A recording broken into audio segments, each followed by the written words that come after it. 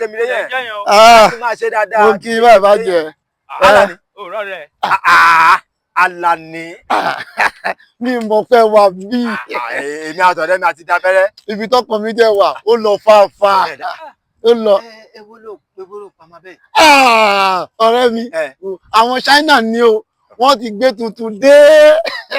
Òbí mi. Wọ́n tún ti surprise wa. Kí ló tún gbé dé o? Wọ́n sọ pé àwọn obìnrin wa kí wọ́n má dààmú àti bímọ mọ́ o. Irọ́ ni o. Wọ́n ti gbé rìpọ́ọ̀tù dé sí pé òun ló wọn máa bímọ fún wa báyìí sí. Pọ̀. Àṣeyọnu mọ́. Wọ́n pọ̀ tí a máa bímọ. Bẹ́ẹ̀ ni wo dọ́kúmẹ̀ntì mi ohun ìwọ̀n ti lọ gbà. Mo ti ọ́dà wọ́n ti gbà. Mo ti ìwọ máa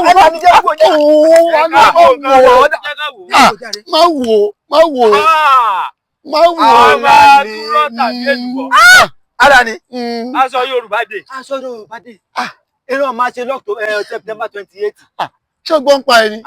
Yóò wá sọ ọ́ mi èèyàn kéèyàn rẹ̀. Èèyàn kéèyàn rẹ̀ sọ fún ogbọ́n ọ̀rọ̀ sọ. Káàbà pẹ́ẹ́pẹ́ ọmọ ogun máa ṣe pàdé o. Èmi wá sára ló wà.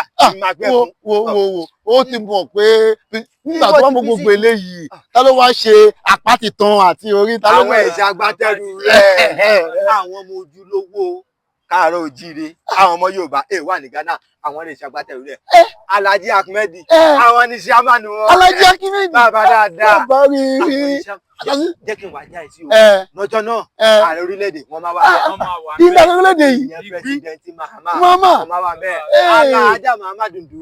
àti mo máa bẹ̀ ìyá dáadáa. lórí ọjọ́ náà àwọn lọ́balọ́ba wọ́n bọ̀ láti ilẹ̀ Nàìjíríà. ó ti ń bọ̀. bẹ́ẹ̀ ni creativity Ghana chapter àwọn ẹni máa bèrè dáwà lára. ó ti mọ̀ ṣe bọ́ bí ṣe ajẹ́ bí a ti ń ṣe. ó dà bẹ́ẹ̀ Prince nínú president ikú mẹ́ni rẹ lọ. ó sì máa ṣe fún bàbá yẹn kú. bàbá dáadáa bàbá ọ̀run rẹ o ìyẹmí Akínwándé ọ̀run rẹ. ọdún ajínà sọdún ọ̀rẹ́ mo lè tẹ̀ lọ gbẹ́sọ̀ mi fún làkàṣẹ́yà òun ló máa rán. làkàṣẹ́yà máa rán sẹ́yìn. ó ní ó kù sọ ó kù wọ́n ṣe ń gbé máìkì wọ́n ṣe ń gbé máìkì bẹ́ẹ̀ náà ṣe ń gbé. bẹ́ẹ̀ o kò àpàdé orí ló mọ sí àti làkàṣẹ́yà. kábàá pé pàdé ọmọ ogun wẹ́ẹ̀ni wá.